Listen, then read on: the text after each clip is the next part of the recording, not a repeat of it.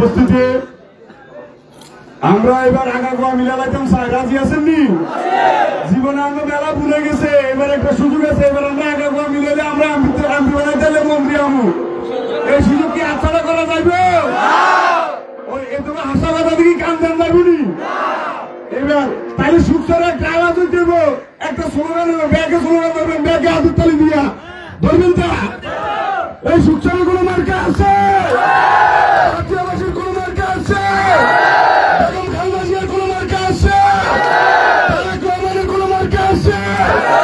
মাহবুব আমার সাহেবের কোনো মার্কা আছে? মার্কা শেষ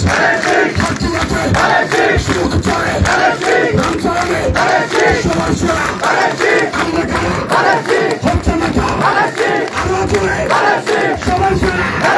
ধন্যবাদ।